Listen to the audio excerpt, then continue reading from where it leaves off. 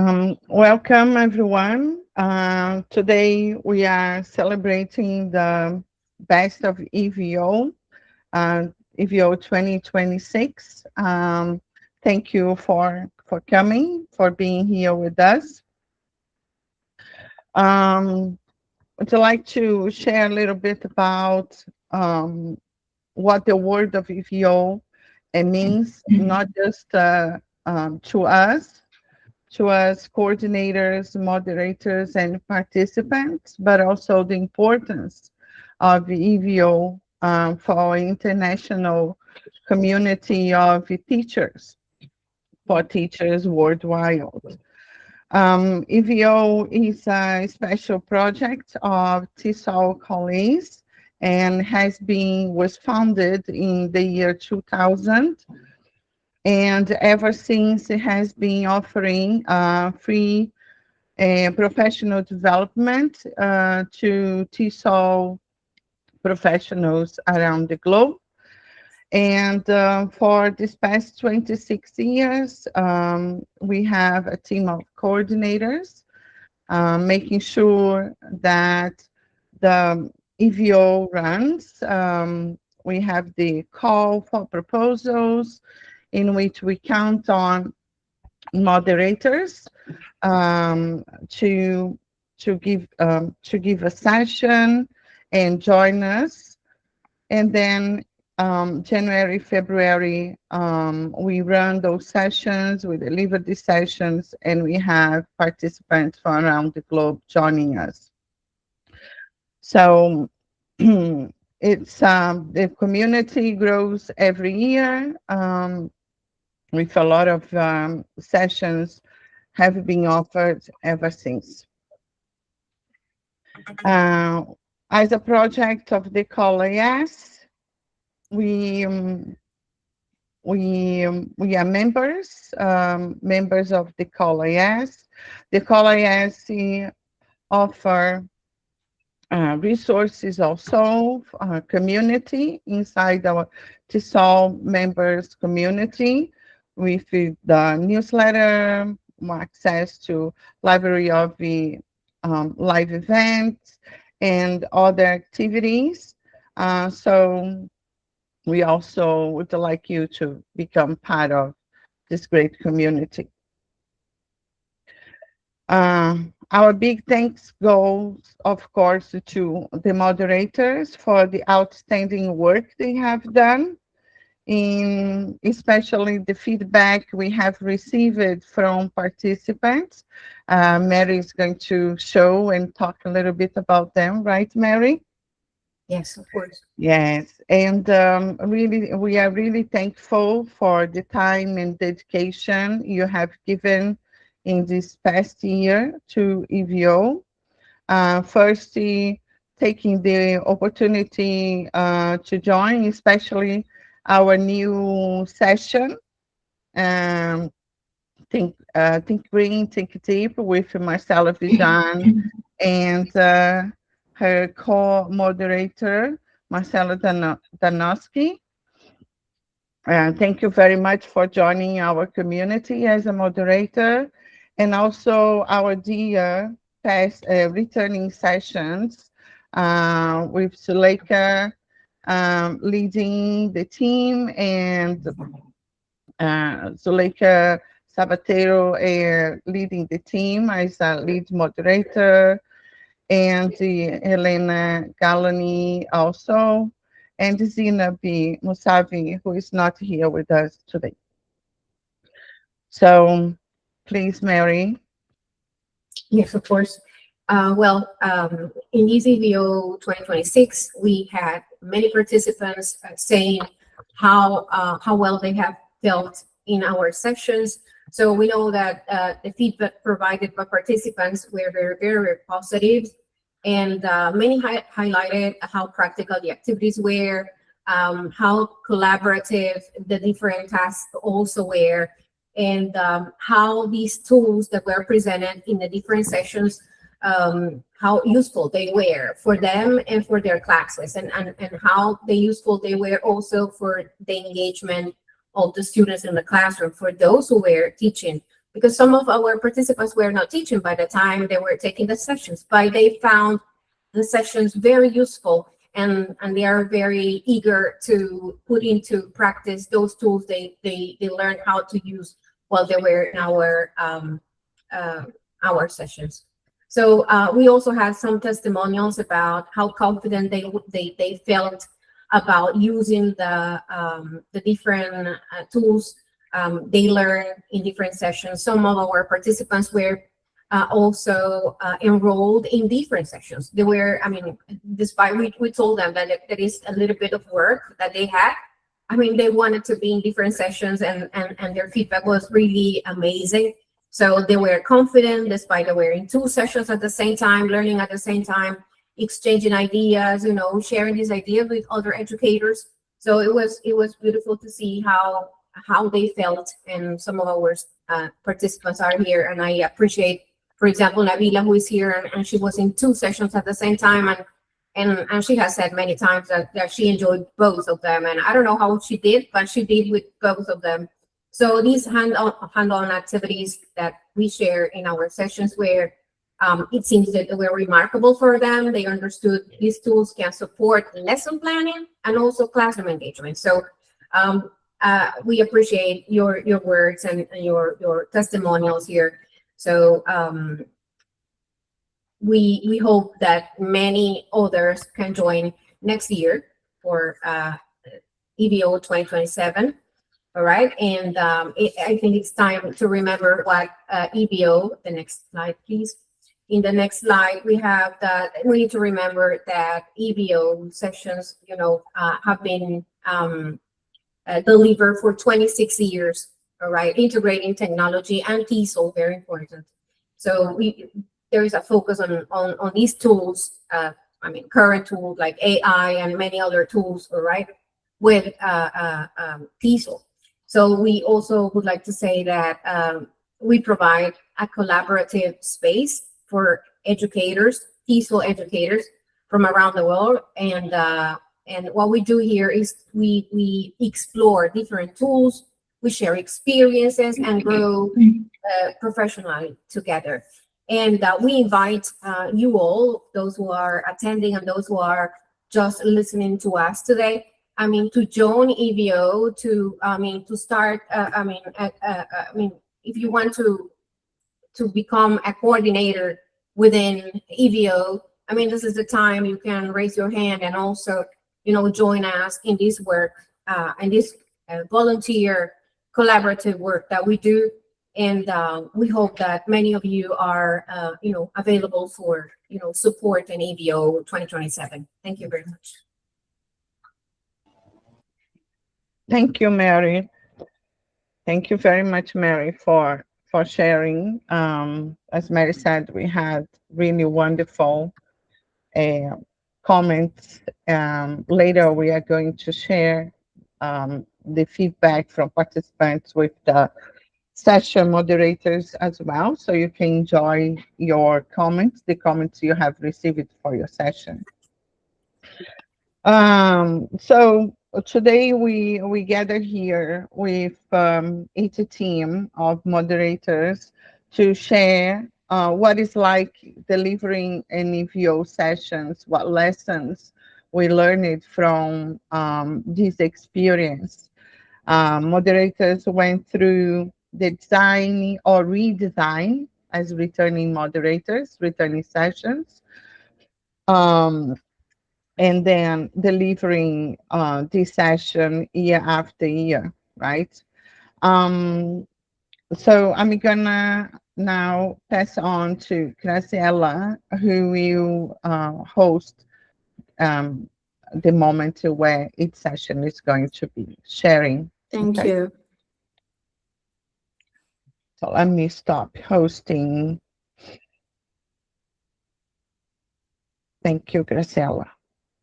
Thank you.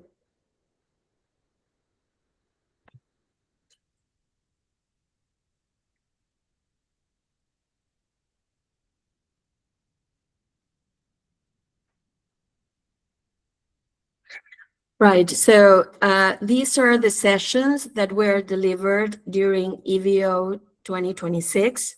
Think Green, Think Deep, Thinking Skills for Teaching the SDGs, Learning Engagement through Virtual Tools,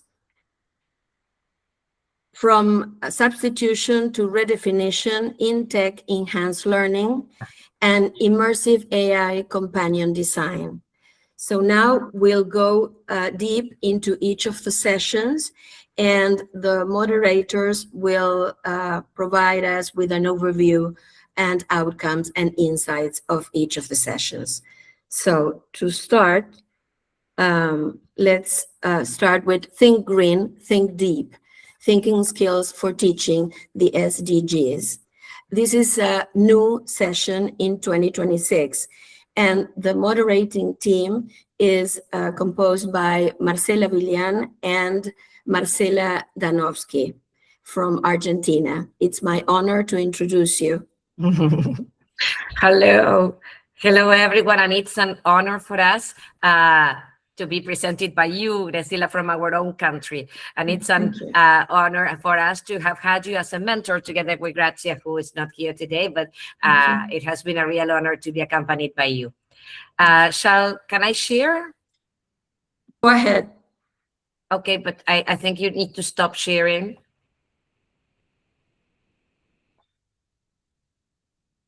Okay, now here we are.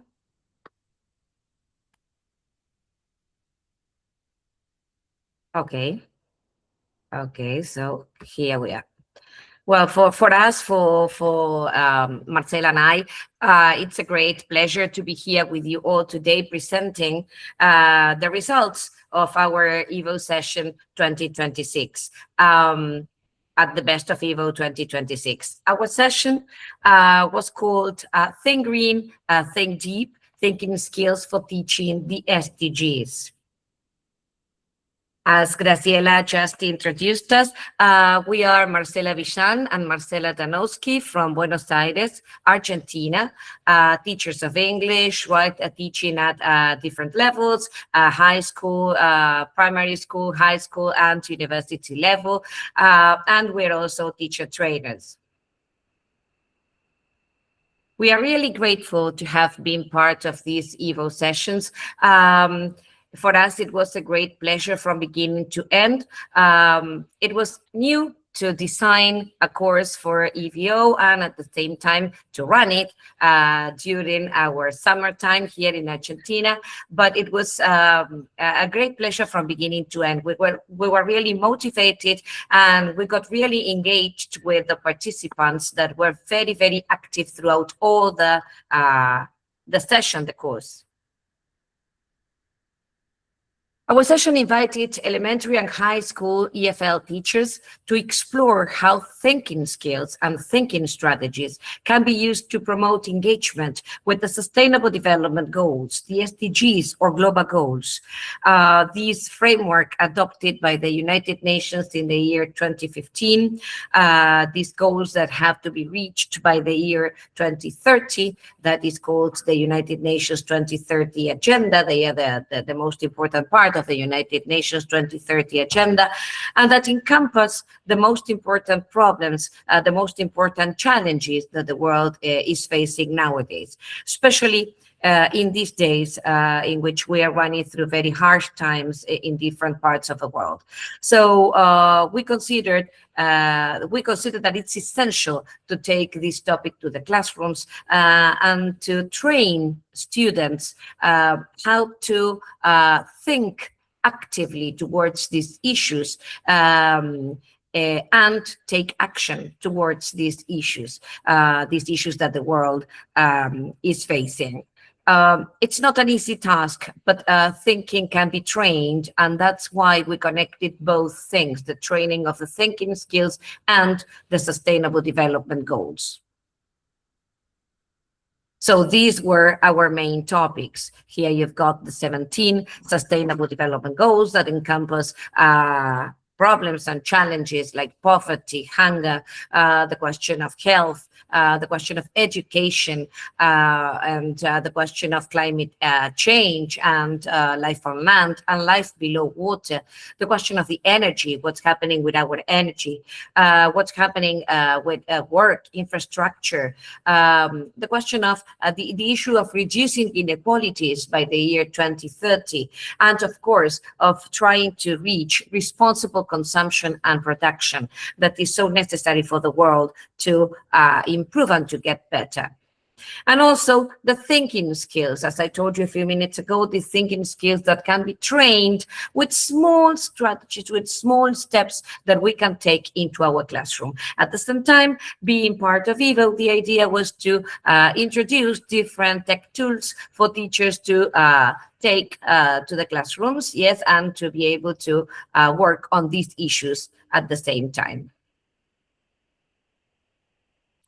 We were very happy with the number of registrants. 63 people joined us. The platform we used was Google Classroom, and we got 63 participants registered. Although we had 15, 20 active participants at the beginning, 10, 15 during the fourth or fifth session, and we 7 people completed the whole session. But we were just very happy to see the feedback just when Mary was showing it, and see our names there, and seeing that people really gave positive feedback to our session. The participants came from different parts of the world. We had participants from our own country, Argentina, yes, Central America, Salvador, Colombia. There were people from South America as well, Colombia, Ecuador, people from the United States. Some people joined us from Europe, Poland, and there were people from Greece, and there were people from India, and there was also one participant from Japan. Throughout the 5 sessions, the 5 weeks of our session, we ran through different objectives. The pre-session, right, was before the launching of this EVO session, and we opened it 2 or 3 days before, with the objective of getting to know the participants, and well, they so that they can also got to know us. There was an open forum there for them to introduce themselves, and we got lots of answers. Here you can see some of the participants introducing themselves, right, and saying hello to us and interacting. You can see that they all got a response. In some cases, they were all interacting through the forum. Session 1, week 1, well, the first thing we wanted to do, of course, was to introduce them to the Sustainable Development Goals and the thinking skills, right? Okay, that this question of important thinking skills that students need to develop in our classrooms, English classrooms. Critical thinking skills, critical thinking, creative thinking, metacognitive thinking. We also dealt with systems thinking, hexagonal thinking, design thinking. All of them so useful for our students, and so useful for us teachers of English, right, to take to our classrooms. They started with different reading activities and videos in connection with the 17 Sustainable Development Goals, and then they reflected on the importance of integrating the SDGs, the Sustainable Development Goals, in English language teaching to develop not only these thinking skills, but also global citizenship and real-world competencies. The activities that we prepared with them, well, was being a thinking skill course. We dealt with a KWL chart. Yeah, I don't know. I will share the tab now. First, I need to open it. Here it is. Can you see it now? Yes, Perfect. it's working. Of course. Yeah, that's right. Well, this KWA chart, it's a thinking routine that you can easily take to your classrooms, in which students first tell you what they know about the issue and what they want to know about the issue, what they want to learn about the issue. And by the end of the module of the first week, they told us what they had learned about it. Yeah, so it was really very interesting, and there was great interaction in the let's say in the chart, in the KW. There was also an interactive game, right, in which they had to connect thinking skills. We used WordWall for this, and they had to connect the different activities. It's opening here, right, in which they had to connect the type of thinking with the activity, right, that students were going to do, right. Then there was also a Padlet activity again, but this time it worked not as a KWL chart, yes, but in this case, teachers had to connect, yeah, in what way, or they had to tell us in what way they saw the connection between the SDGs and the thinking skills. Great responses and great ideas, right? You can see great interaction all throughout, and we were really very, very happy with the result of this first week. Yes, we led a Zoom session after the end of each week, in which we, let's say, recaptured all the ideas of the week, and it was really great to meet the people face to face. They are online, of course, but to see their faces and to see how they participated. Were you able to see the? No, sorry. Now, yes, you can see the interaction in the Padlet, right? Okay, yes. Good. Sorry, I thought that I was already sharing. So here they are, great interaction indeed. Yes. In our second week, we dealt with, here we are. We started with two great thinking skills, visible thinking and visual thinking. And we made them understand the origin through different reading activities and videos. And then they had to apply visual thinking routines to analyze the SDGs in context. By the end of the week, the activity was to design a simple visual-based lesson idea connecting language practice with global issues. Again, the results were really great. Were really great. Here there was a Google form they had to fill in, but here, just let me show you. It has to open. Uh-oh. Well, it should. Here we are. I will share to this tab, and here you can see lots of participants handing in their visual thinking routine. I will show you just one or two for you to have an idea, right? But for example, Aritra, she was from India. Yeah, can you see it? Yes, of course, here we are. And well, so she, as it was visual thinking, right, she presented two pictures, right, and the activity that students were going to perform through those activities, through those pictures, right? So with a see, think, wonder, thinking routine, which is really great to start any unit. So it was really very, very interesting to read our participants' thinking routine. We prepared a folder and we sent all the thinking routines prepared to them, right, in our Google Classroom. So now my colleague and my co-moderator this time, Marcela, is going to continue with week 3. Thank you so much. Well, week number 3, that was amazing because it gave the opportunity for our participants to work on systems thinking, right? And to obviously understand the principles and the benefits of using systems thinking in language education. But most importantly, how through systems thinking, they could also develop sustainable development goals, right? And amazing the way in which they could also integrate hexagonal thinking, a possibility of making all of those concepts linked, connect with one another. All right. It was a way of deepening their understanding. And as always, now we provide them with different tasks in which they had to show now all of their concepts and connections by watching a documentary that they truly enjoyed, let me tell you. And there we go.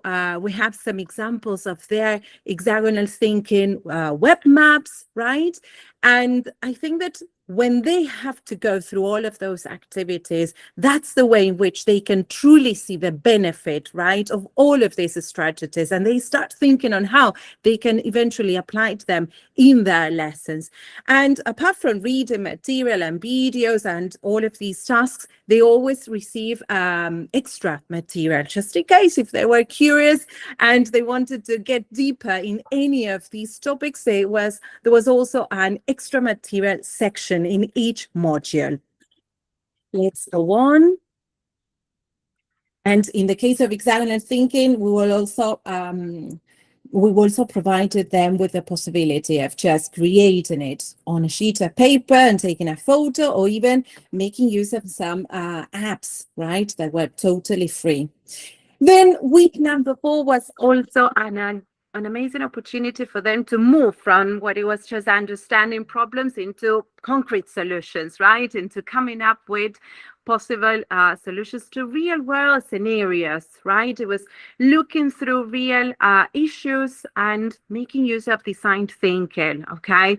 And getting to understand the 5 stages of design thinking, in which we need to emphasize, we need to define, we need to come up with an idea, a prototype, tested it, and even sometimes go back and forth until the final product is ready, right?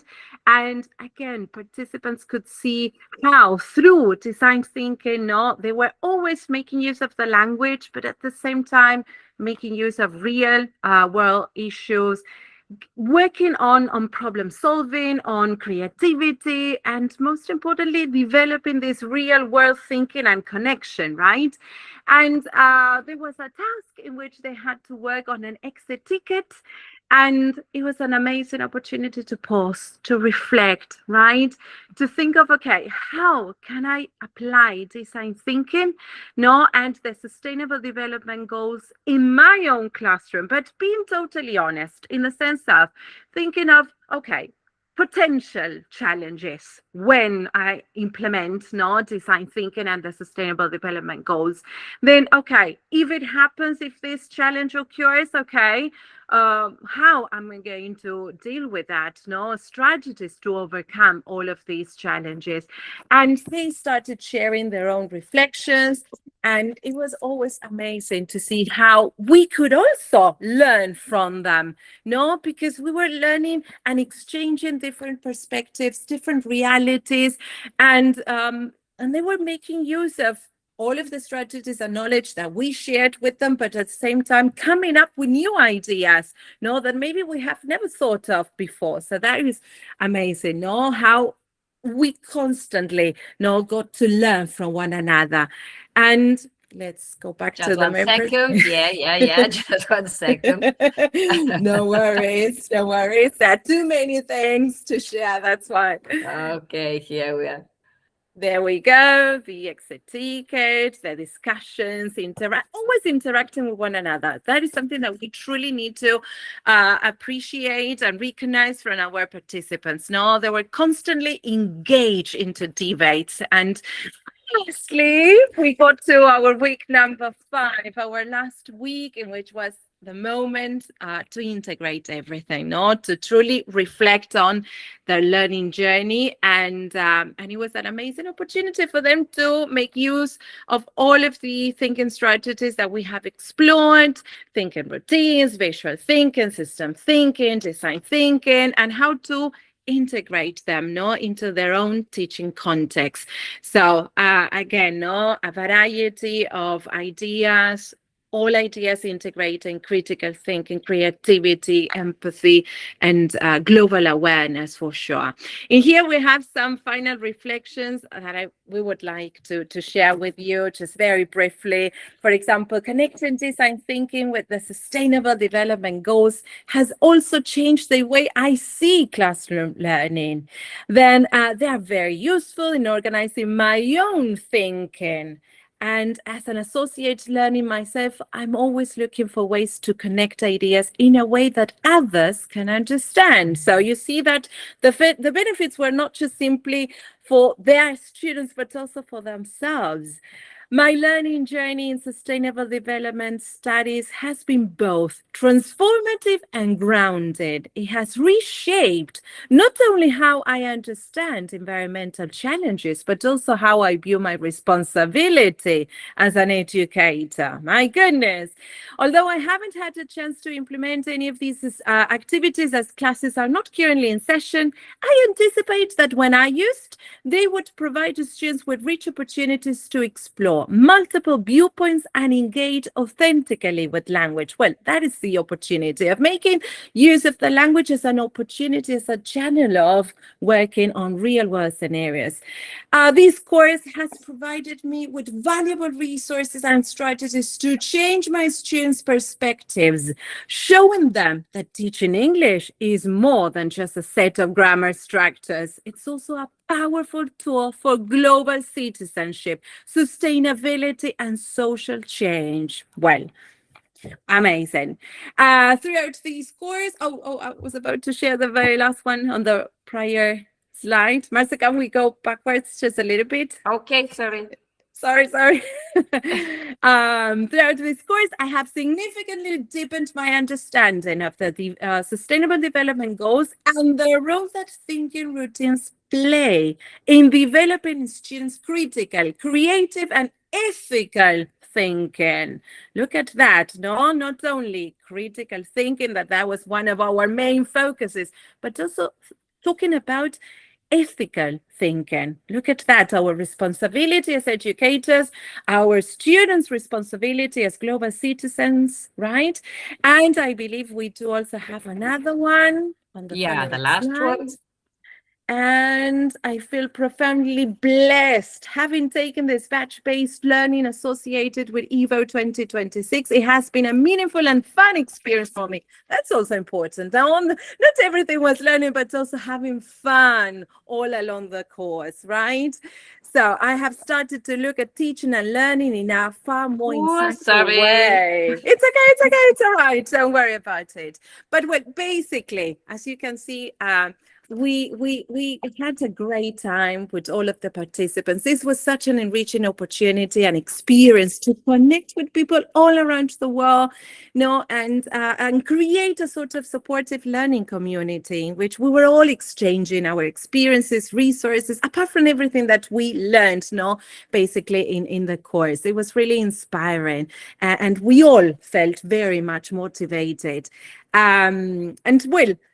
In order to engage our participants, because we know that this is a reality and probably the small, tiny element like giving them, awarding them with some badges made a sort of difference, and every single week, once that all of the activities were completed, we recognized that effort, that participation, and it was a way of making their progress visible, and make all of our participants felt valued, and they received digitally, these badges all along the different weeks. It was an important sort of way of recognizing, all the time and effort that was invested in completing all the activities. And of course, we cannot thank you enough for giving us this opportunity. We're so grateful, and we also learned a lot from all of the teachers and people who participated, who exchanged ideas.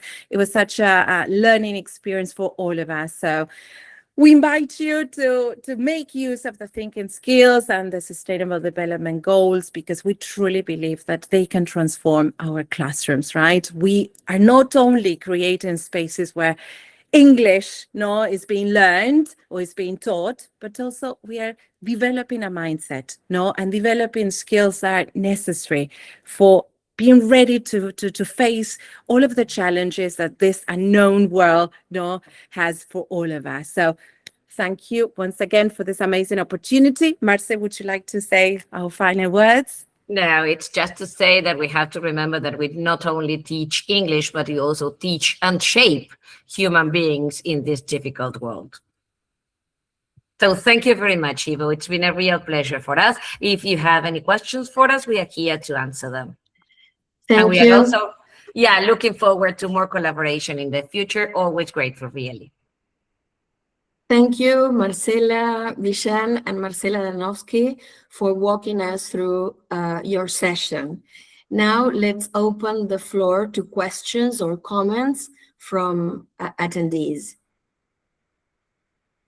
Are there any questions or comments you would like to ask, share? I would like to make a comment, if I may, Graciela. Yeah, sure. Sure, Christine.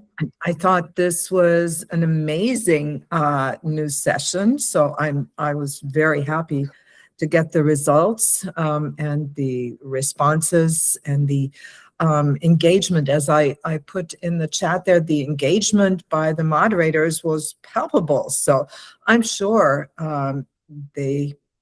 you got your participants engaged, and I hope that this will transfer into the classroom, and I have no doubt that it will. We need a lot more ethics, as you know.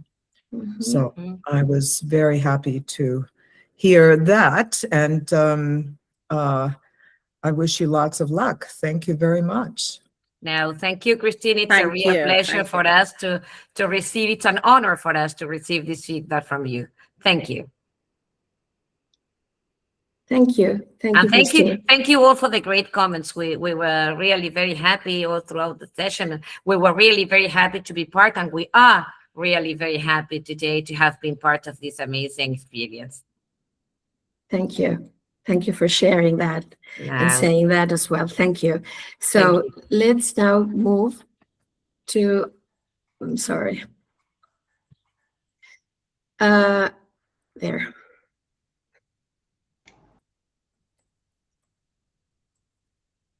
So let's now move to the following session. This is a returning session. It is a pleasure for me to introduce Helena Galani and Georgia Manetta with Immersive AI Companion Design. Thank you very much for the introduction. Good morning, good afternoon, good evening, everyone, depending on where you're joining us from. It's a pleasure to be part of EVO 2026, especially in this special year as TESOL International Association celebrates its 60th anniversary, highlighting innovation, collaboration, new directions in English language teaching. My name is Helena Galani, and I had the privilege of serving as the lead moderator of the EVO session, Immersive AI Companion Design, second year for this session.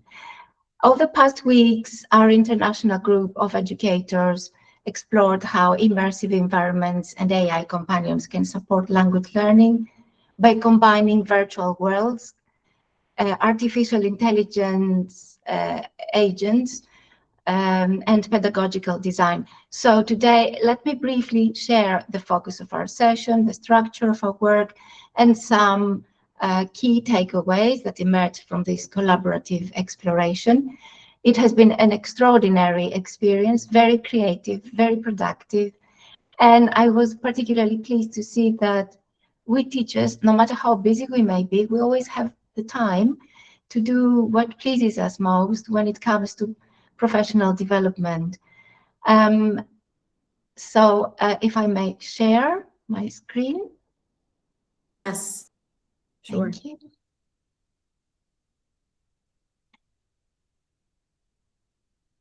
I think it's the right screen. And let me start the slideshow. Yes, you're sharing.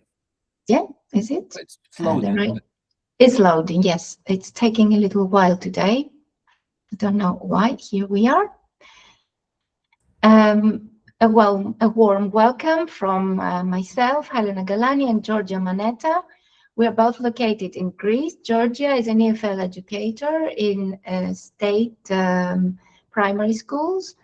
The session lasted 5 weeks. We commenced on the 11th of January until the 16th of February 2026. And also, I would like to stretch a big thanks to our guests of honor, our guest speakers, Dr. Randall Sadler, located in the United States, Chicago, who is professor at Illinois University, and Heike Phil, based in Germany. Everybody knows Heike. She has contributed for so many years now.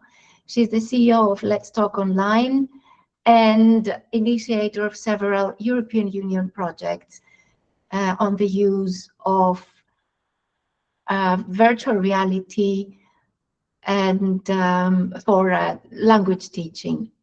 A little bit about myself. I'm a TESOL applied linguist and owner of ELT Treasure Island in Kitely.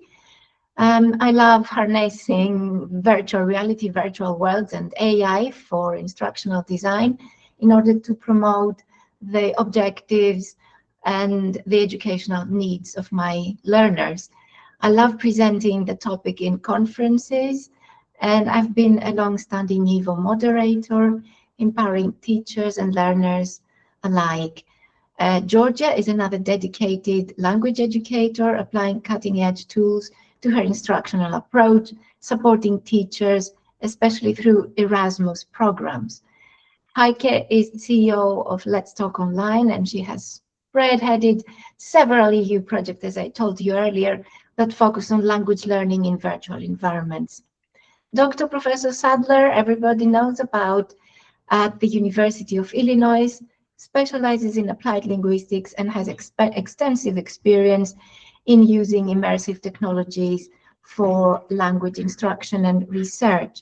Together, we merge these perspectives that each one of us is focusing on to create a robust foundation for immersive AI companion design. It was, as I said earlier, a 5-week immersive session with participants gaining hands-on experience designing and integrating AI-generated personas in virtual reality and virtual worlds. I'll tell you more about the metaverse destinations we used. Our participants learned to create avatars, to engineer and contrast effective prompts, to create also their own prompts and scripts, as well as developing interactive, level-appropriate language activities and meaningful conversational practice. The aim of the session, as originally designed, was to provide language teachers, tutors, course designers, and webheads with the skills and competencies required to use in their classrooms with embodied AI companions. Also, there was an element of prompt engineering, especially by reflecting on my AI totaler framework. So each week, our participants observed, encouraged, and participated in simple hands-on activities through screen sharing. And eventually, in the last week, they produced their own embodied AI companions, as you will see.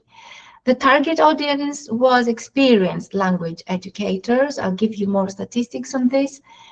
Course designers, webheads, who, however, had very good technology skills, but were particularly inexperienced in the use of AI and virtual reality for language teaching. Here is a brief profile of our participants. They were located in 11 different spots around the planet: France, Argentina, Venezuela, United States, United Kingdom, Greece, Italy, Egypt, Senegal, Algeria, Canada, you name it. And a little more information about our participants. Here is a pie chart indicating the distribution of their teaching experience. Most of them, as you can see, were highly experienced, and they chose to engage in ELT, in immersive AI. So as you can understand, the level of experience was quite high in English language teaching. However, almost 90% of them had no prior experience in virtual reality, virtual worlds with AI companions. And on the right, you can see what their expectations were.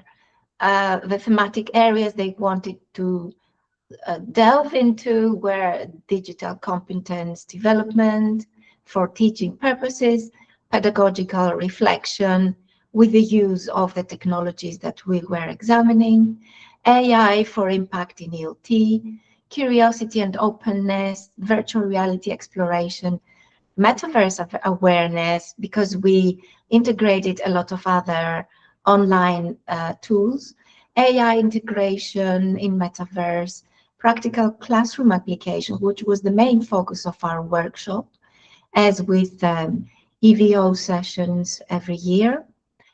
Also, they created AI companions.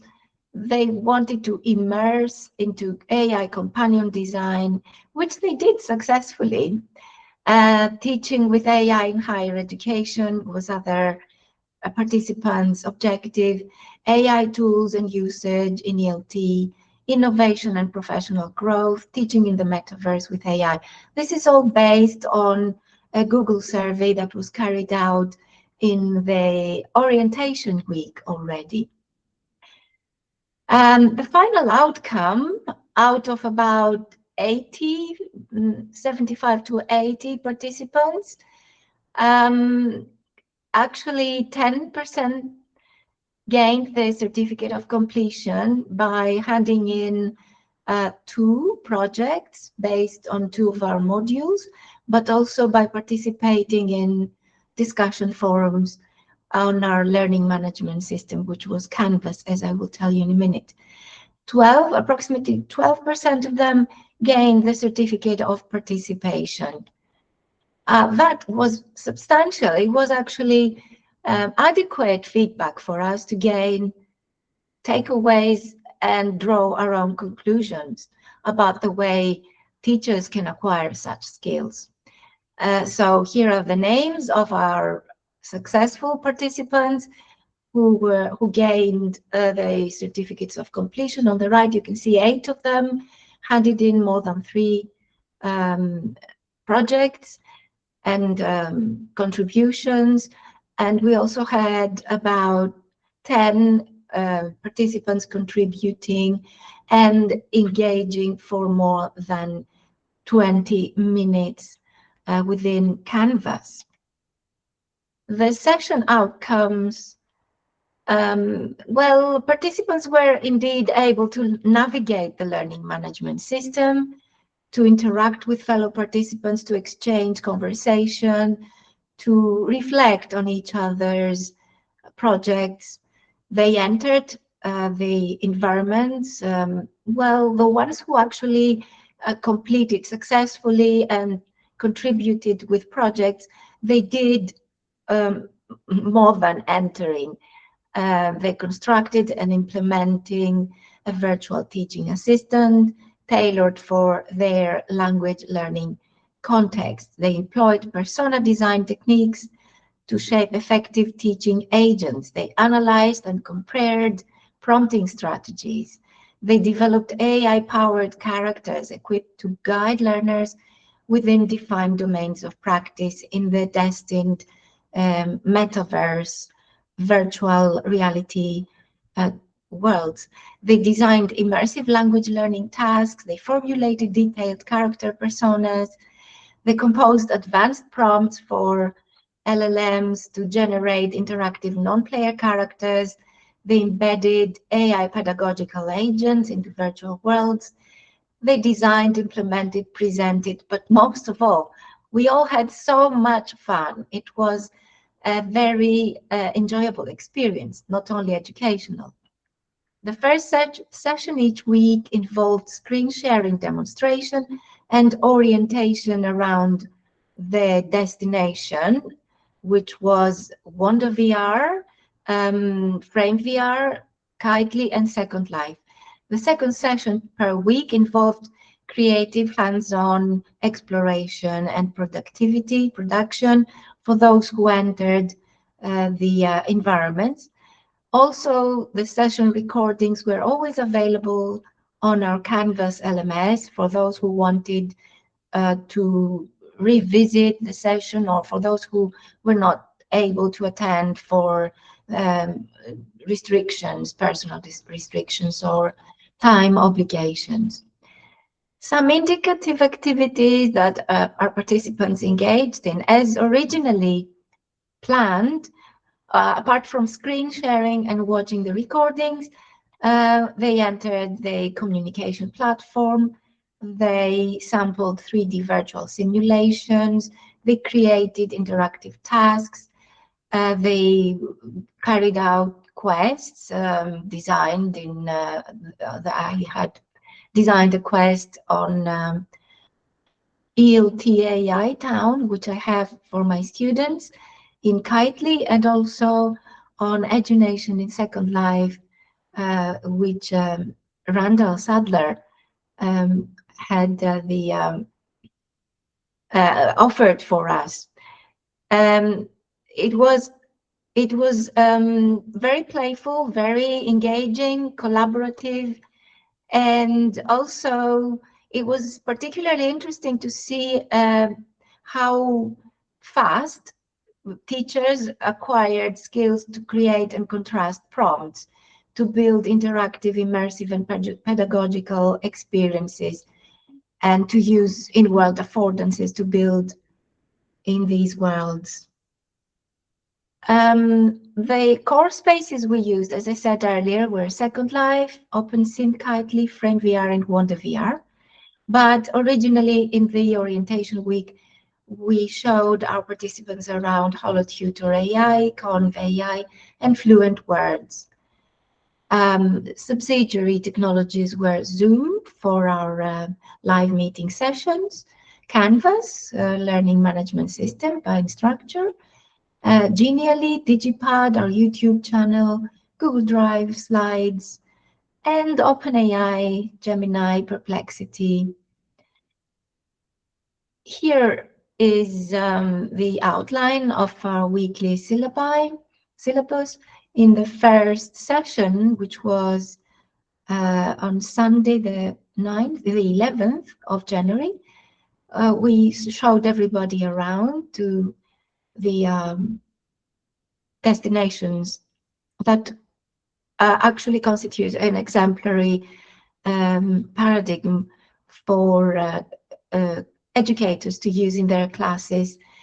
That was for the purposes of helping our participants acquire, deepen, orient, overview, analyze, and define. Then, as you can see, every week we focused on a different destination. Week 1 was with Georgia Manetta's contributions. I don't know if Georgia is here. I can't actually see at the moment if she has. Yes, I'm Yeah. seeing. Georgia, I'm here. hi. Would you like to Hi. tell us a little bit about your experience in week 1 in Wonder VR? Okay. What you did? All right. Hello, everyone. I hope my camera is here, is on. All right. First of all, I would like to tell you that the orientation week was really interesting. We led the participants around different virtual reality platforms, which were not free.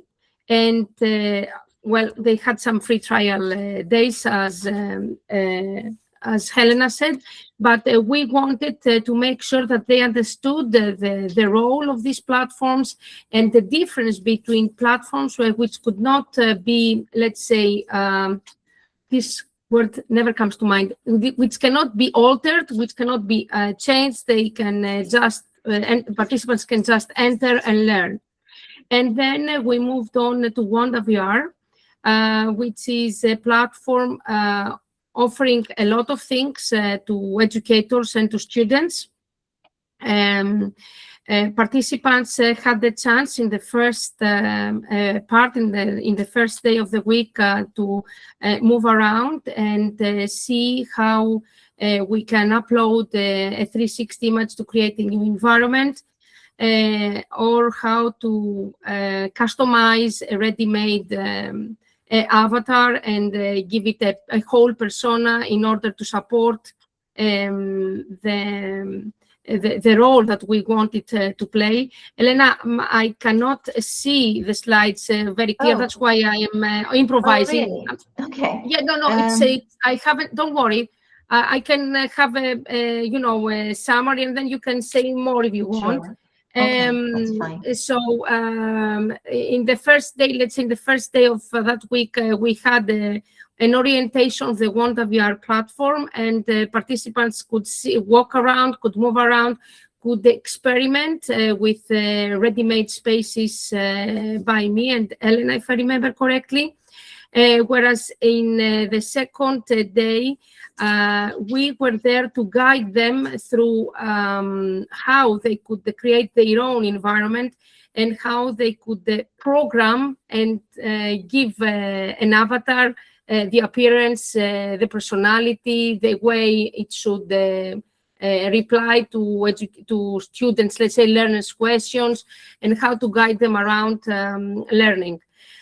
We admitted, Heike was there, and she said that Wanda VR seems quite challenging, and it is, but we had decided to present it first, because then a better straightforward, let's say, a platform would follow that would make things clearer and easier for the learners.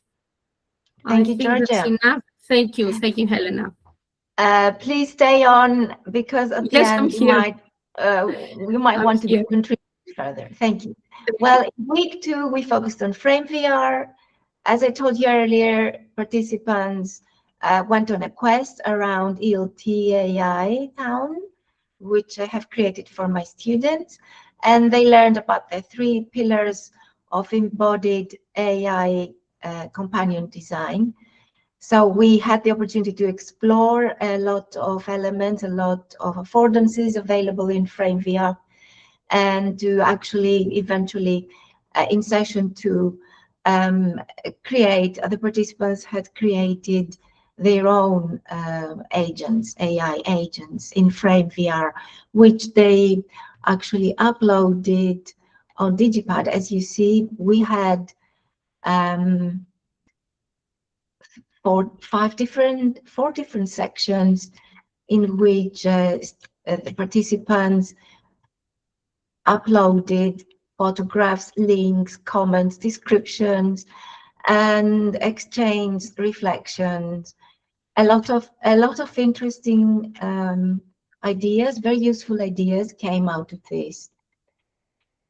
Let me move on. We did something similar in week 3 with Professor Rada Sadler, again taking them on a quest around education, which I had designed and use also with my adult students. The purposes were similar again.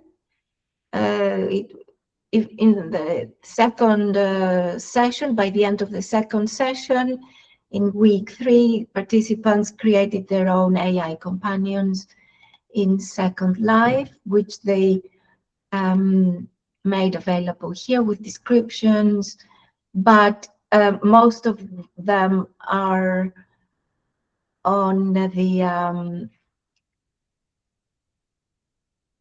skybox, in Second Life. So feel free to visit. A Donation 3 by Randall Sadler. In week 4, the focus was picking up leftovers from the previous week because Second Life affordances are a big chapter, as you know. And then we moved on to Kitely, where we visited ELT Treasure Island and we created prompts, we edited them, and the participants engaged in creating AI characters. In week 5, participants presented their products, their end products. They reflected on their experience. They evaluated the material and the session, and it was an eye-opener, really. Here's some bibliography you can find, and also by scanning this QR code, you can see. Let me also share. You can see the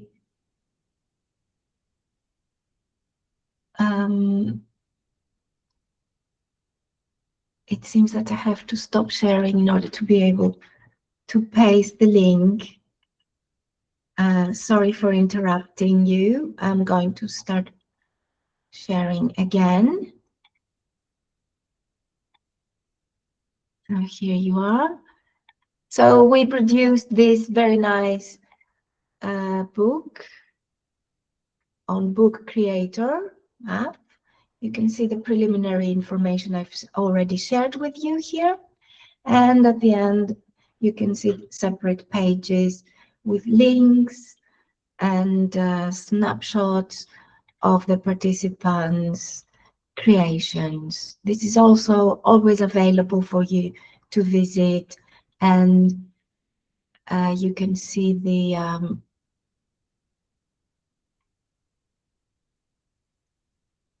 oh, well, sorry about this. It's a little bit dark.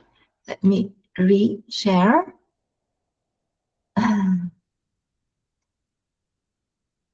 Okay.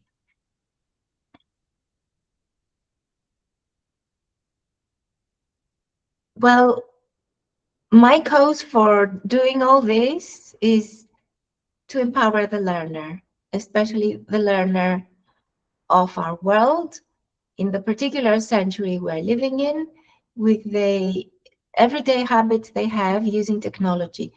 Immersive AI is not only about technology, it's about designing meaningful human learning experiences in new digital spaces. And it's a teacher, an educator, a human being that can actually do this. Immersive AI is not the destination.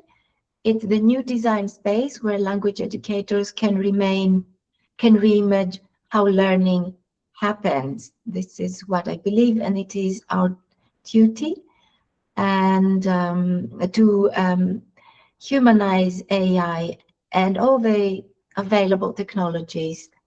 May I thank you. I would like to thank, first of all, TESOL Call International for offering me this opportunity to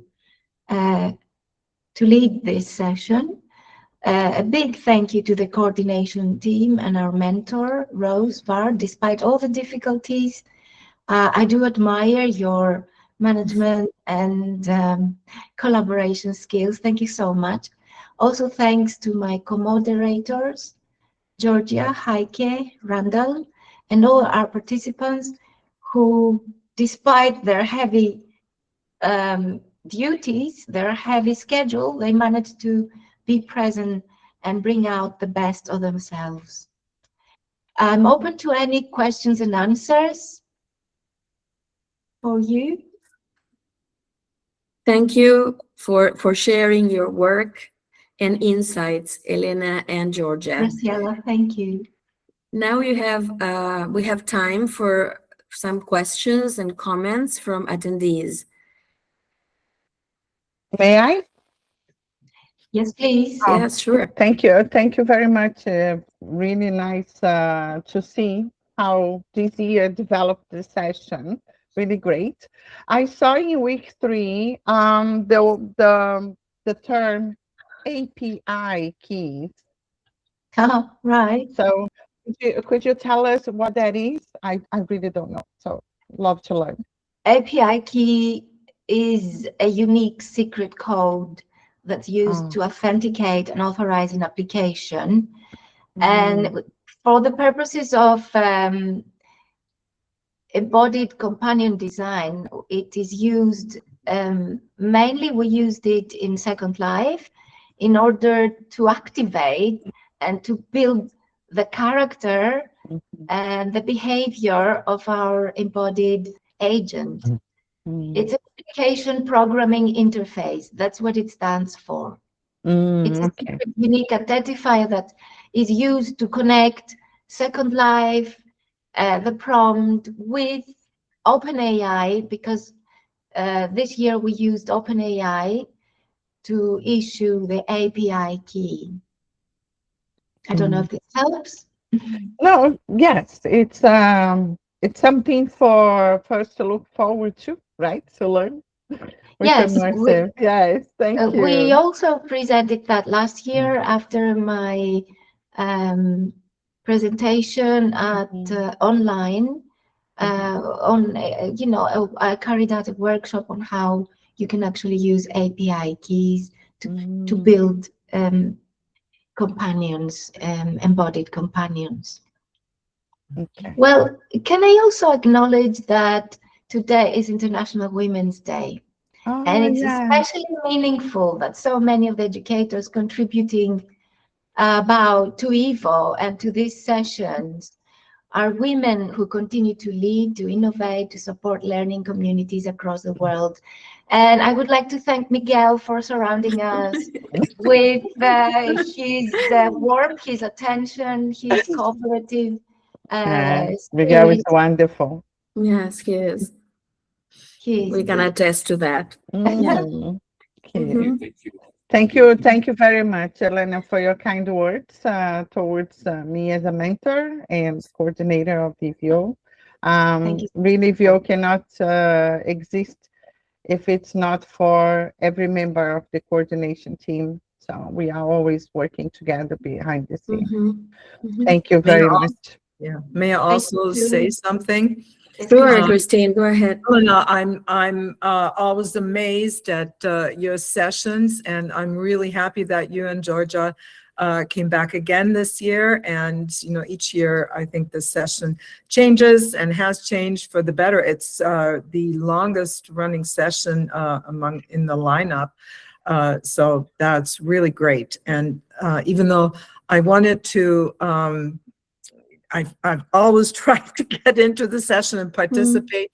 Rose knows that I tried to do things in her session, but you'd be surprised how busy you get as a retired person. There are many other things that enter, but that's why I wanted to hear the outcomes of Best of EVO, because it is just fascinating to hear all of this. So thank you very much, Helena and Georgia. Thank you for the opportunity, Christine. Thank you indeed. Thank you. Heike is also with us, and I'm sure she has important and interesting contributions to share. Good. Heike? Well, I'm as usual full of praises of what Helena has done, and she's outworked herself this time by the fact that she's teaching full-time, more than full-time, and then running EVO and doing the moderation development and everything. On my behalf, if I may just use this opportunity, I mean, I've been a very long-standing member of the EVO sessions, and in the past, it's never occurred to me that there's for me, it's never been a difference between a returning moderator and a moderator. And so I've always felt like I fulfilled my role as moderator, regardless of what title I have. I would like to, however, use this opportunity to say that this was my last session. And for 20 years, the EVO session's been a very special place for me, where teachers from around the world learn from each other. And what made EVO unique was the spirit of openness and generosity. And long before MOOCs and other initiatives promised free education, teachers here were already sharing freely know-how. Much of the spirit was inspired by Van Stevens. And his belief in open collaboration has been absolutely outstanding, and it sort of lives on in whatever we do. And EVO was built by dedicated moderators like the ones I've heard this afternoon, especially earlier this session on deep thinking. A wonderful sort of enthusiasm to hear this. And moderators created the sessions, they guided discussions, they invested an enormous amount of time and energy. And personally, I've not seen EVO grow as I would have hoped to see EVO grow. The fact that we're here, a very, very small group of people, is kind of also a little bit something, the reason why I'm leaving. I've voiced my concerns about the process becoming very sort of burdensome, but unfortunately many of my ideas didn't lead to change, and the community did not grow the way I've hoped. And in fact, sometimes it felt that the incredible work of past moderators has slowly been forgotten. And for me personally, this made it difficult to continue. So I step away, but with gratitude for the many inspiring colleagues and for 20 years of generosity, collaboration, and learning together. And I'm only speaking of myself. I'm not speaking of the session and Helena and Georgia. And I wish them all the very best and much fun in doing it. And it was a lot of fun. It always has been a lot of fun. And thank you very much for the opportunity. Thank you. Thank you so much, Heike, for your words. We all appreciate for everything you have done all these years, of your participation. And we hope that at least you can continue supporting EVO in the years to come. Hopefully changes come with also with new eras, new seasons, and so on. We all want to see EVO thrive again, but the times change. So thank you so much for your words. We truly appreciate everything Thank you you, have done Heike. for us. Thank you. So let's move now to our last session, learning engagement through virtual tools.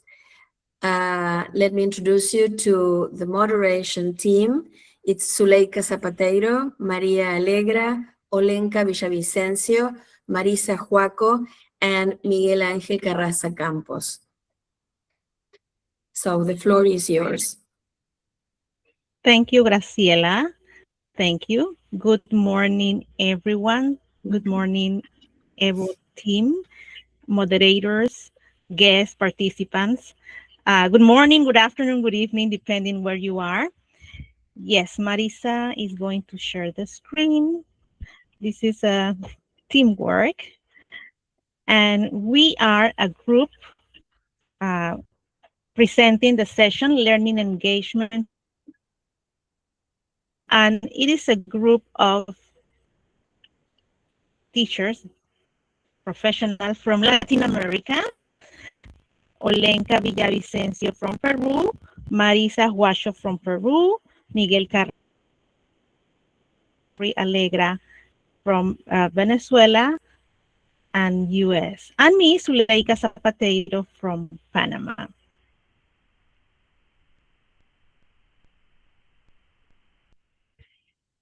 Yes, we are waiting for the PowerPoint. This is our 4th year presenting the session, Learning Engagement Through Virtual Tools. And then we received the invitation from Gracia Mendoza at the moment to join and participate with this session. And we were very happy excited to collaborate and participate, presenting and collaborating with us, volunteering, yes, in this session. Next slide, please. Well, the agenda for today, we are going to have an overview of our session, backgrounds, participants, the weekly activities that we had, showcase the outcomes, participants' voices, experiences, demonstration of learning products, lessons learned and takeaways, the future, and the last part, well, questions and answers from the audience. Next one.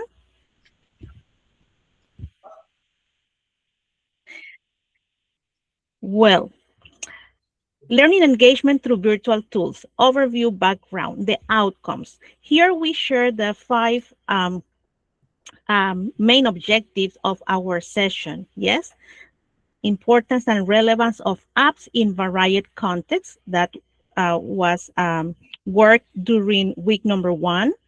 The pros and cons of apps also in week number 1. In week number 2, we talk about incorporating apps in person and in virtually. Yes, how can teachers apply in sessions in person and teaching virtually? In session number 3 and 4, in week number 3 and 4, evaluate, analyze, and reflect the integration of virtual tools in sessions, in classes. And week number 5, lesson samples, sharing collaboratively through app portfolio was the final project presented by participants. So those were the main outcomes of this session. Well, they revisited the whole session. We tried to make the difference, between tools and apps, how integrate, but also make the differentiation of virtual and in-person setting of teaching, the pros and cons at the moment of using the apps in a virtual setting or in person. Reflection in integration and ample demonstration opportunities for practice. Also, we try to integrate a little of practice in each session that we had so participants can see and apply later. And finally, the collaboration, learning and sharing from each other, because that was the idea. One of the purpose also to have the collaboration of all participants, those who work, who teach in different countries around the world. Next one.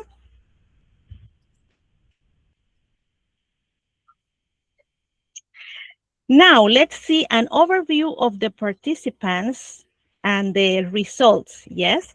Well, we had participants from 10 countries, Algeria, Argentina, El Salvador, Germany, Italy, Poland, Slovenia, Turkey, the US, and Venezuela. So we had participants, 80 participants registered at the moment. And then we had, participants actively engaged. Participants enroll 80. Participants actively engaged. Well, the first 2 weeks, we had a lot of participation, like 16, 17. But later, the amount of participants were less. And then here we have, during the live meeting sessions that we had on Sundays, around 5 to 7 participants connected. And then finally, we had 9 participants who completed the 5 weeks, the task, the portfolio, and we had 9 certificates of completion. Yes. We had participants from different teaching levels, from pre-K, higher education, adult education, teacher trainers, yes. And also that made the group, yes, more interesting, having experiences, listening from the different teaching levels context. Next one.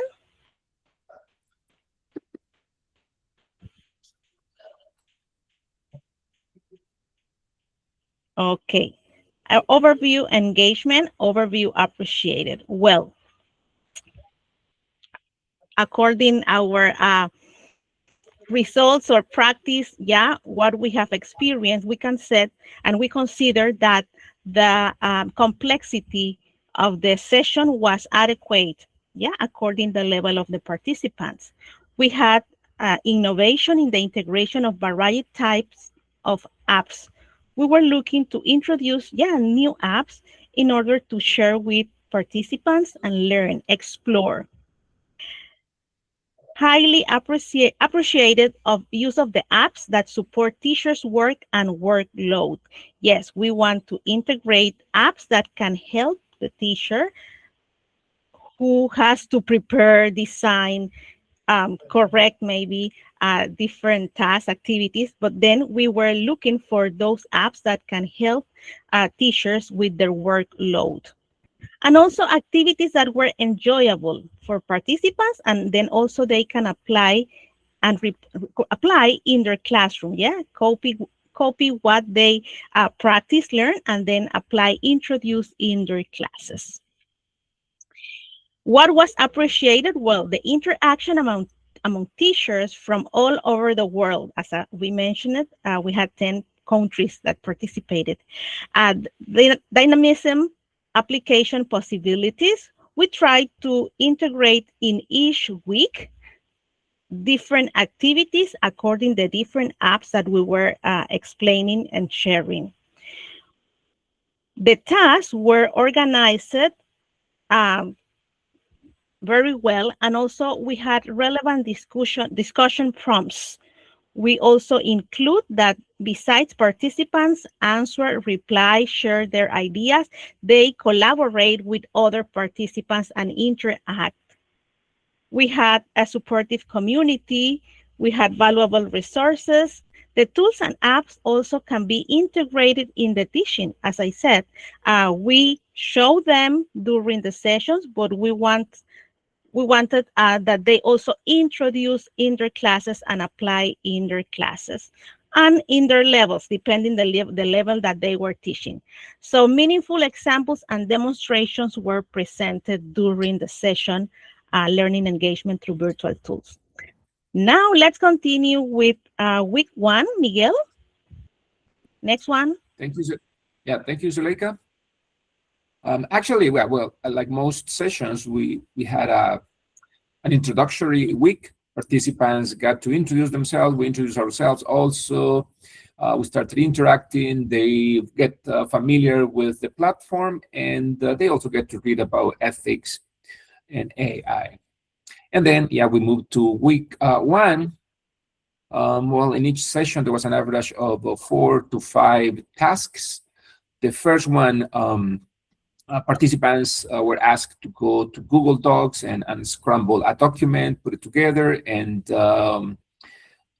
take a picture and comment on it. That was task 1. Task 2, they get to read about benefits, advantages, and disadvantages from their own context concerning the use of apps, and they go to Mirror and they start getting familiar with that. Tasks 3 and 4 asks participants to explore 3 particular apps, and they get to watch videos and start putting into practice at least one of them, and then start commenting. Task 5 asks them to start writing their teaching portfolio, to write their philosophy on the use of apps, and they go to Padlet, and they will start writing the insights for each week. If we could move to the next slide, please.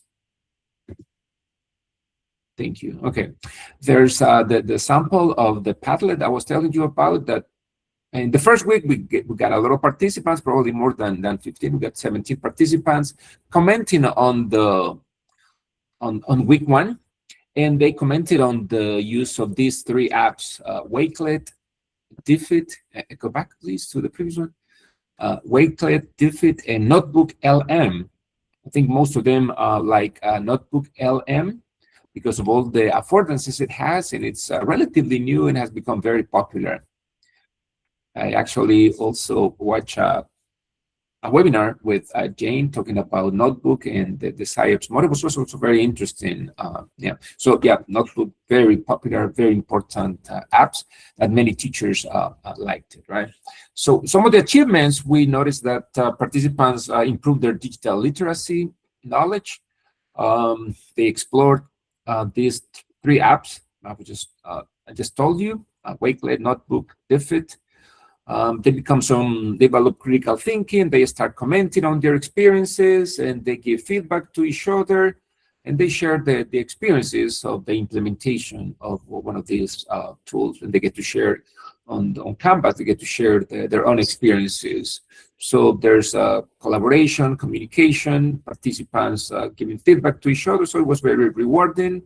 It was a successful application of these tools. And then, like I said, it was also great to see the comments on the philosophy when the participants wrote about their start writing about developing their philosophy on the teaching of the digital tools. So it was really an interesting week when we got to hear participants commenting on these 3 apps. Now back to Zuleika, who was in charge of week 2. Zuleika. Zuleika, you're muted. Unmute your microphone, Zuleika. Yes, thank you. Sorry. It's important to remember that we were 5 moderators, so we divided. Each one of us was in charge of 1 week, but at the same time, we were also responsible of moderating the Canva, where was the platform that we use. Moderate, the Canva section, the Canva, in order to revise, reply, ask for a question, comment from participants. Then I was in charge of week number 2. For week number 2, participants will have evaluated apps that can be incorporated into their teaching practice. We explore Poll Everywhere, Audio, Ideogram, and Pretty Polly. For this week, they had 4 tasks in which they had to apply one of the tools. For example, the task number 1, review a list of virtual apps and evaluate their feasibility of their application. They have to reflect and contribute. Task number 2, they have to reflect on the topic of digital literacy and how it links to the use of learning engagement through virtual tools. They had 2 readings. They have to select one and then provide their reflection and collaborate also with another participant. Task number 3, analyze lessons in which they can incorporate one of the apps studied and then how they will use that app with that lesson in their classroom. And task number 4, they continue, as Miguel mentioned, working in the collaborative portfolio, because at the end, we want to see the whole work completed. Next one. Marisa, next one, please.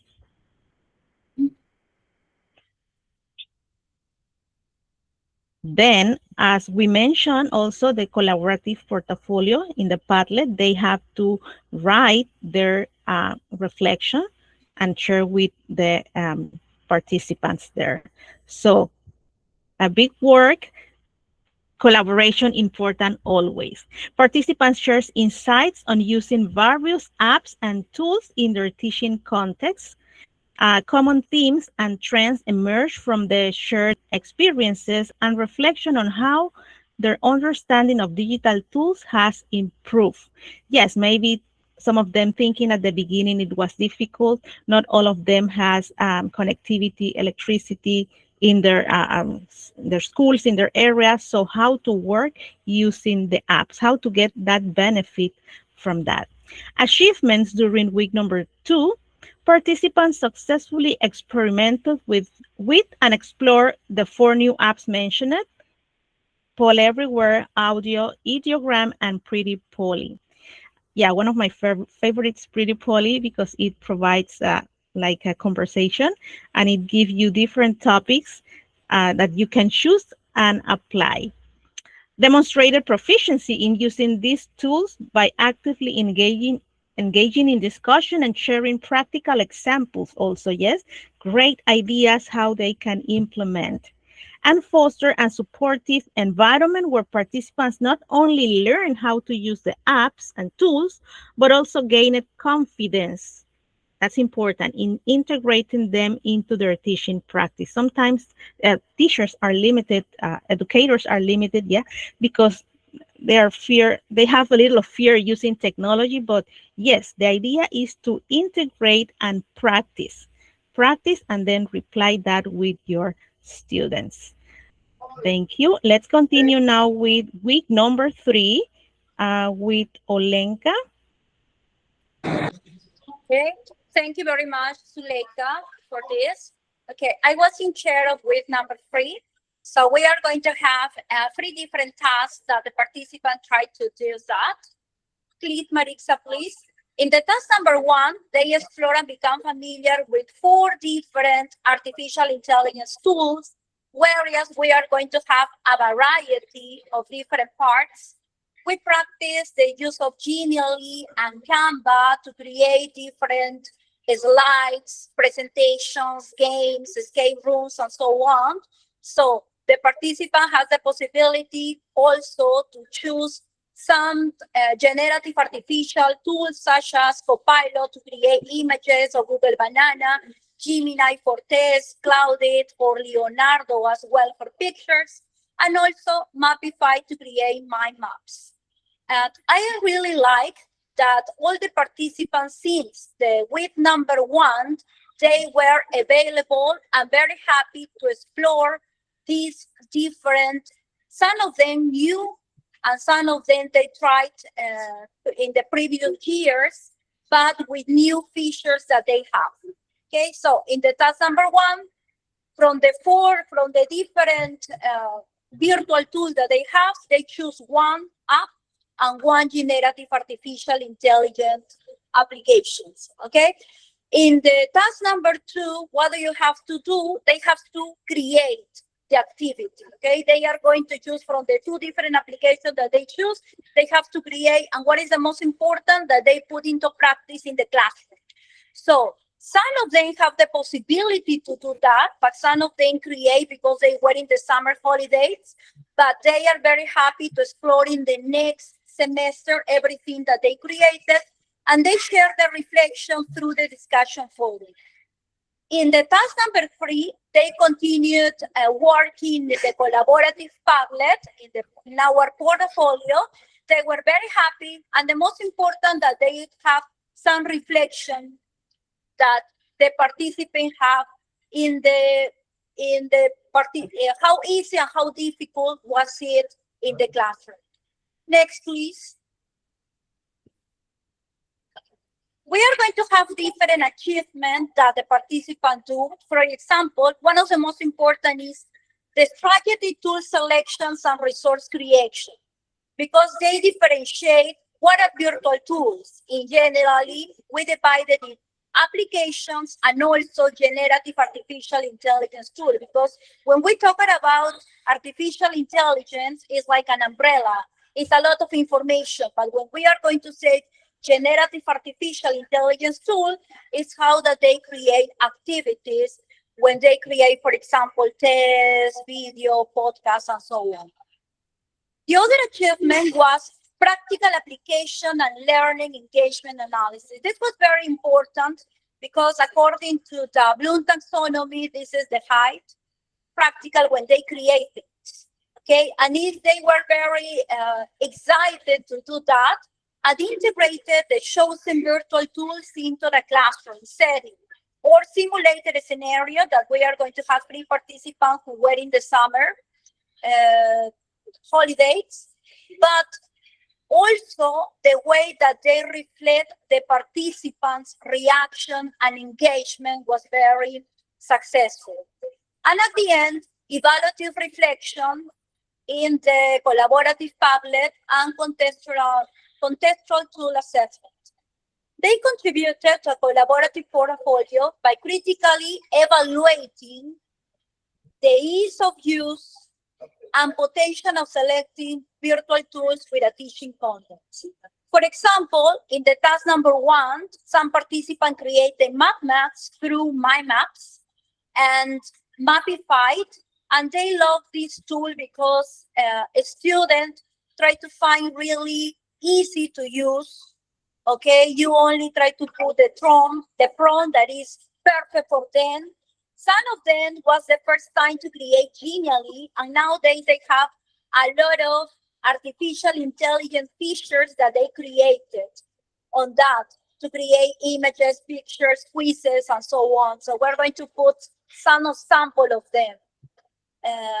Another tool is the Copilot and the Genially. So I really like, because in the part of the application, they are going to choose and they combine among 1, 2, 3, or 4, depending on the situation. In the number 2, some of them prefer to write their experience that they have with their students, and also they created videos. Okay, for example, similar to Fabiana and Allison, they were in the summer holiday, but they were very happy to have the possibility to put in practice in the next semester, as I told you before. Whereas other participants, they put what they work, okay, about the games of different things, the challenges and the next steps. And something that we really love is student voices and feedback. For example, Elimas, I like the quiz, I felt like a game. Lina, the map helped me find vocabulary easy. And Jani, I couldn't open the link at home.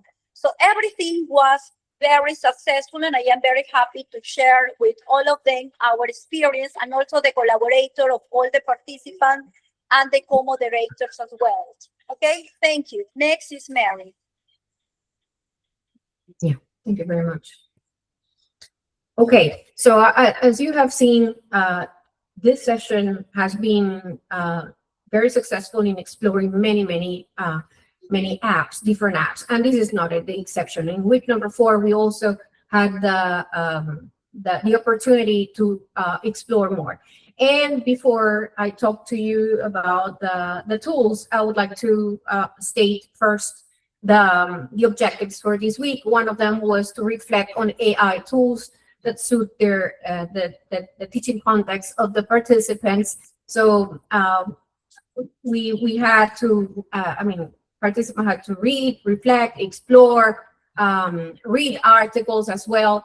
And this time we told our participants to read one article. Many of them read the 3 that we provided to them. So I was really amazed by the participants who were still on week 4 working a lot. Then we also differentiated between different generative AI tools. I mean, this week 4 was completely about AI-powered platforms. So as you can see here, then on task in our task number 2, we had to explore at least 3.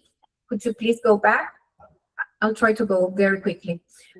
So everyone had to explore at least 3 AI tools.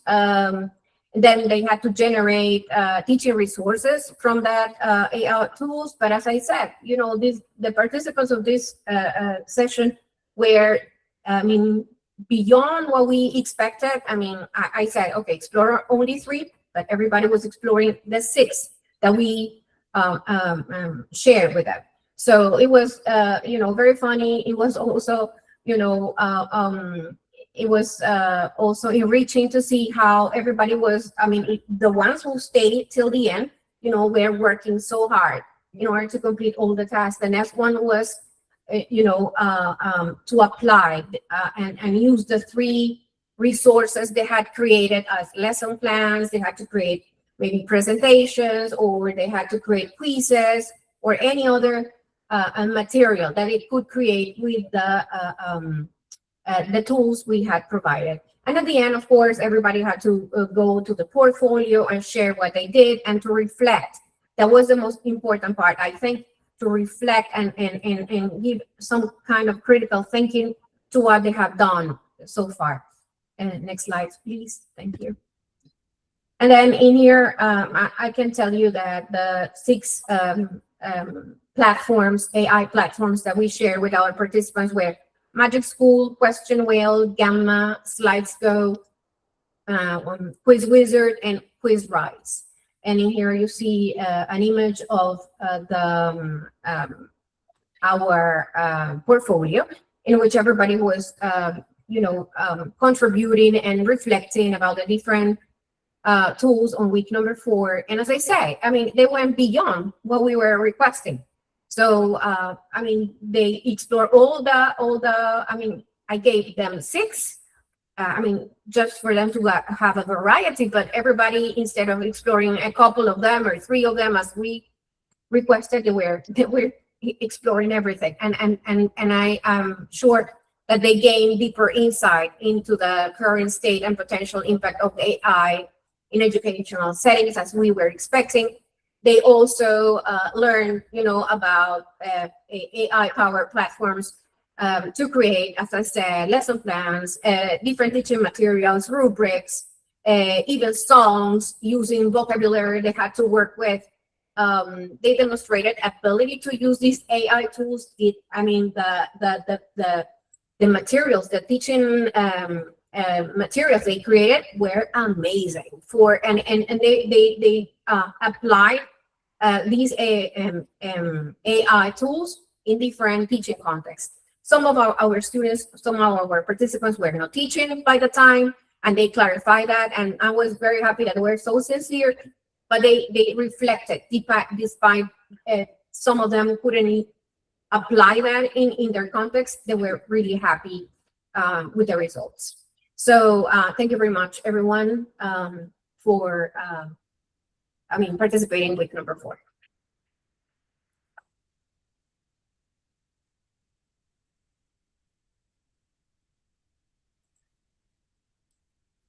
Hello, and thank you, Mary. Can you hear me?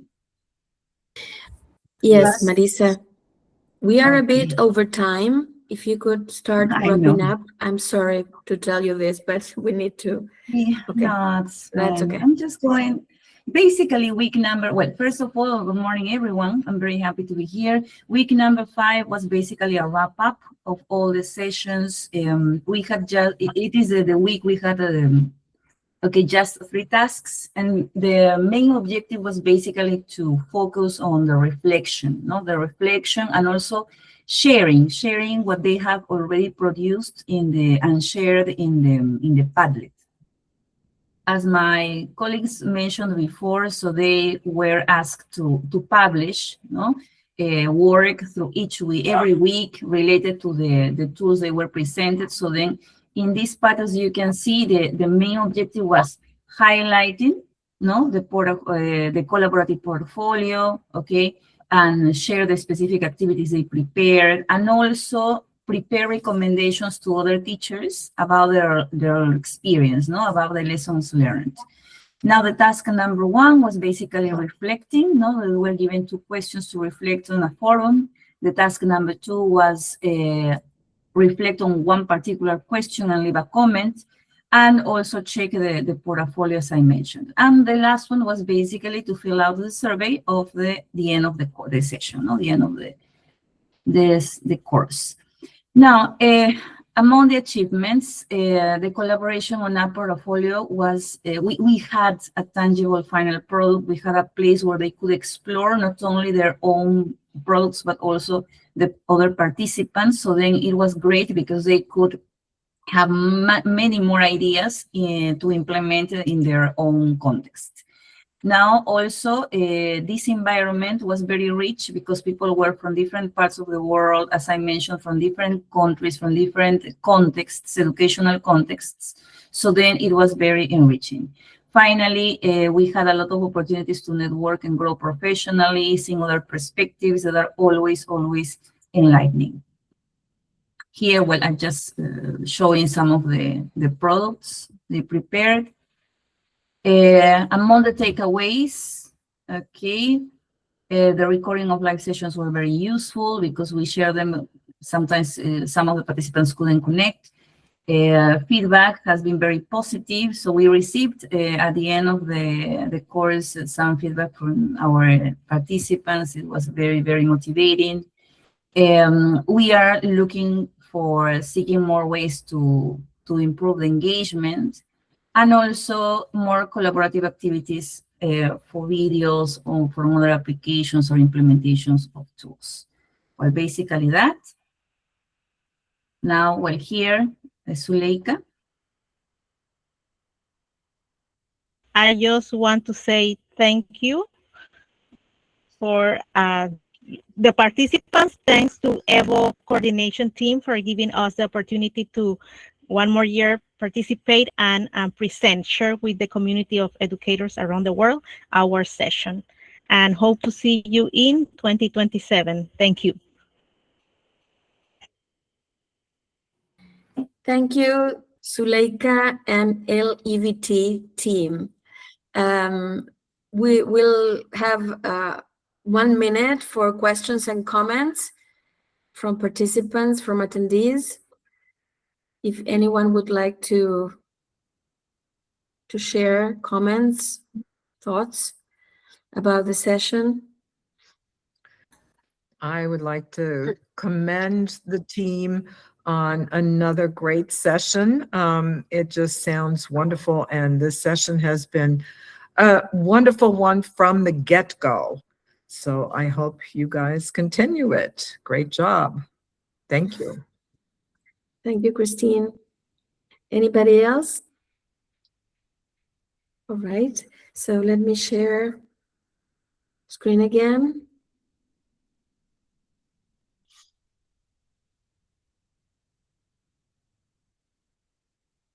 So over to you, Rose. Thank you. I would like to once more thank every moderator. Wonderful presentations. We could not be more happy, right, for the VO 2026. It was commented in the chat about the quality of the sessions. Every year just get better and better. So just to continue, and we are about to wrap up our best of VVO. Just remind that this year TESOL commemorated the 60 years of existence, right? And they will be celebrating that during the convention in Salt Lake City this year. From the 24th to 27th of March. And I'm sure it's going to be a great time for everyone who will be able to attend. And we look forward to all the sharing social media of those who will be there sharing with us. Okay, thank you. You can go ahead.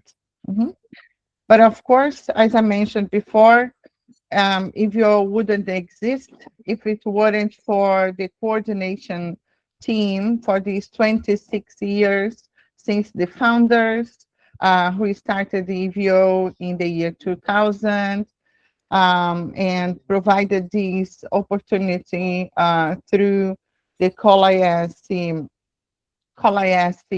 as a special project. Thank you very much. It's great to have Christine here, one of the founding members, coordinators of EVO. Last year we were here celebrating her retirement and also 25 years of EVO. And this year we are here again to celebrate one more year of existence of EVO. One of the things that really amazes me is not just the volunteering, the dedication of time that each of us puts into it, but also how much each one of us as coordinator, as moderator, not only the participants learning through the provision of these sessions, but I can still remember when I started I moved from participant to moderator, how much I learned in the sessions that I had the opportunity to moderate. And then when I moved to coordinate as an assistant coordinator, and it's so much we can learn from this experience. So what amazed me the most is what the EVO provides for each one of us involved in the process. And I could not be more thankful for the coordinators that were with us, with me this year.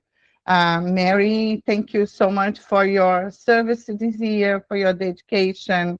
You did a great job helping us with the social media and everything else when you were needed. Thank you so much.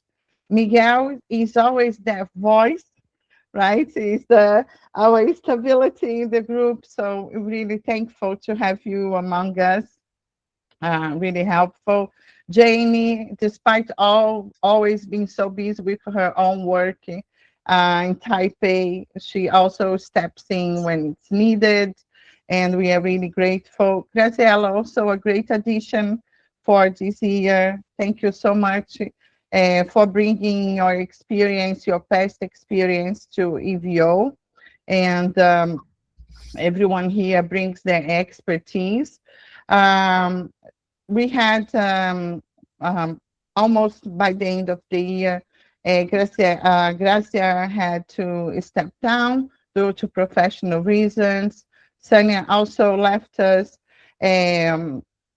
for personal reasons, family needs, and every one of us, we have a moment during the coordination because it is a lot of work all through the year.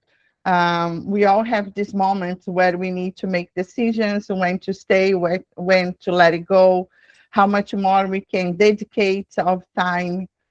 And but one of the things I'm grateful is the fact that throughout the last years of Christine in EVO, she made sure that we had everything well organized for us to carry on. We have the whole process lined up very well in, like different phases, different folders that I have to acknowledge also Gracia's contribution to this year. We worked together in the beginning of the year to organize even more everything out. And so thank you, the whole coordination team, and also Gracia and Sonia who are not here. We are very thankful for your contributions. And of course, not last, remained Zinabi.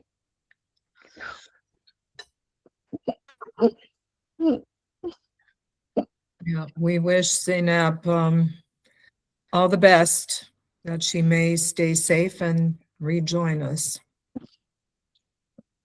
Yeah, she's in our prayers, in our thoughts. Yeah, she should be healthy.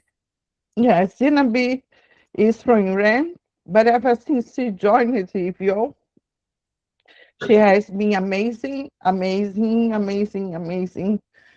She was, like me, mentored by Christine since the beginning, always very dedicated moderator to sessions, and also coordinator. Very thankful for everyone. Could you please? And we are Miguel? thankful to you, Rose, for doing an amazing job, despite all the difficulties that this year and the challenges that this year has brought. Yes, true, Christine. Yeah, thank you, Rose, for all your leadership, your time, your passion, your perseverance for making this EVO possible 2026. We are thankful to you. And now these are some of the themes that participants share throughout the feedback.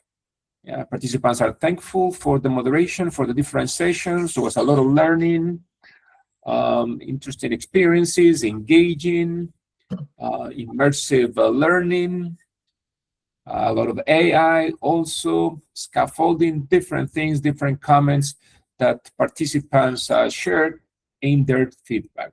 Thank you very much for all their feedback, for all the work they did throughout the EVO 2026. And the last, next slide.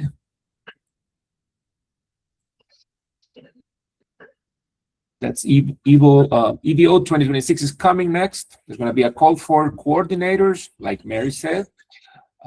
Moderators of EVO and past moderators are welcome to apply and join for EVO 2026.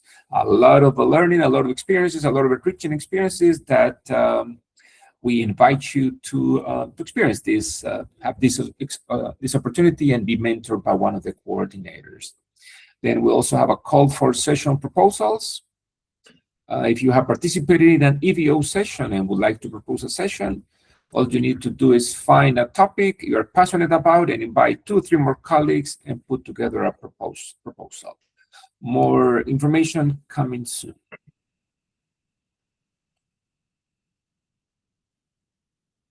Now time to take a picture, smile. Thank you, Rose. Rose. Yeah. Okay, let us open our cameras. Okay, thank you. Yeah. Zuleika, you're missing. Crystal, I think we can, yeah, stop sharing. Thank you very much. Zuleika, if you could activate your camera. It is slow. It is slow. I open it. Yeah. It's okay. Nabila? Nabila. Yeah, it's Nabila. Yeah, Nabila.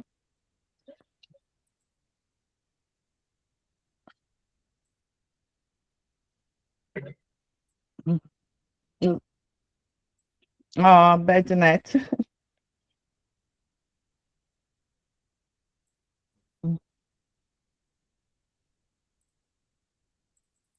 Yes? Did you take the nice picture, Miguel? Nice screenshot. Thank you very much. Yes. Thank you, everyone, for staying with us for these hours. Thanks to you, Rose. Thank you, Rose. Thank you for the great work. Thank you. Thank you, Rose.